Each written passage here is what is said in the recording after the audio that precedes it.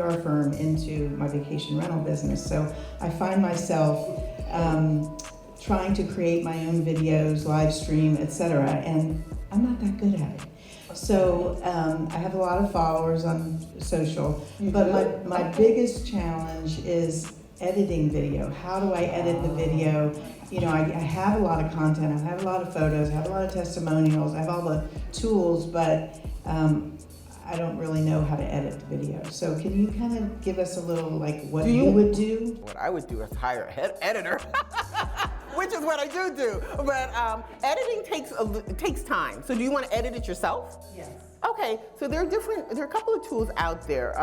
CapCut, you have Adobe. It does take time to edit, so that's the one thing that if you're trying to save time, then I would say farm it out to an editor, because the editor could, one, help you to realize your vision. You may think you want it to be a certain way, but it may not work the way you want it to work because you don't know about editing. So the editor will work with you. You can try and do it yourself. I mean, are you giving me your information? Because I can definitely talk you through. Yeah, my issue is that I don't have big budgets. You know, I'm used to, in my firm, dealing with very big budgets, and so of course we use professional video.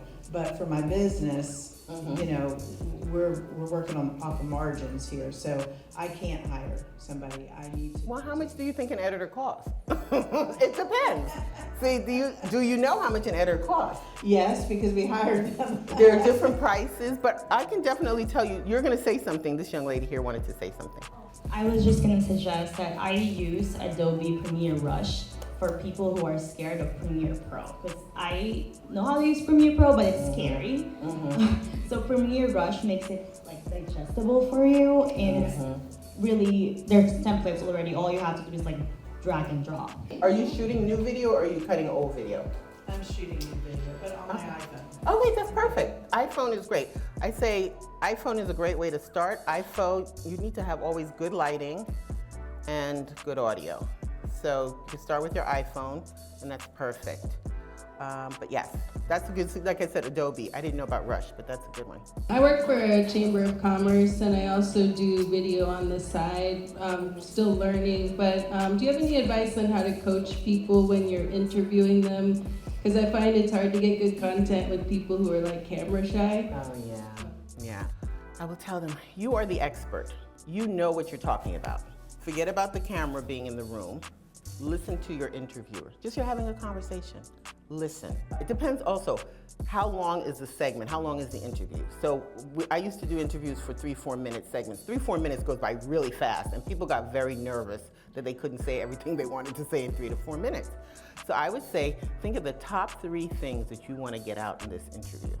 And listen to that first question that the interviewer asks you.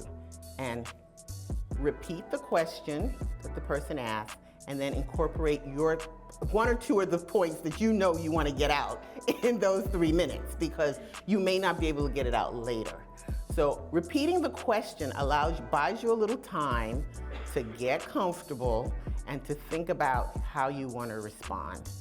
I know that when I used to produce, we used to do pre-interviews with our guests beforehand. So it would give them an idea of the flow of the segment. It would give them an idea of some of the questions that are going to be asked, but I would tell them, do not memorize these questions, because the anchors don't necessarily, or the interviewer does not necessarily follow the questions verbatim. But this is just to give you an idea of some of the things that might come up in the conversation. So I don't know if they still do pre-interviews today. I think that maybe they don't. Count like, nope. So you're booked and you're on, and they don't give you any information. But I'm going to tell you, it's your brand, it's your product, so please take control of your interview. Ask the producer to, if you can, hear the intro that they're going to use. Lynn knows this is the intro that they're going to use when they're presenting you, because sometimes the information may not be correct. And the worst thing, the thing that'll throw you off is if you're introduced and they say the wrong thing right before you get on air, it just throws you completely off. So make sure that you ask the producer, if you could hear the introduction, and then make whatever corrections that you need to make so that you have that, that you're clear about how you're going to be coming into the interview. And don't memorize the questions if you do a pre-interview. And relax. Like I said, you're having a conversation one-on-one, and repeating the question allows you to buy a little time. Talk slowly, use shorter words if you can, and just breathe.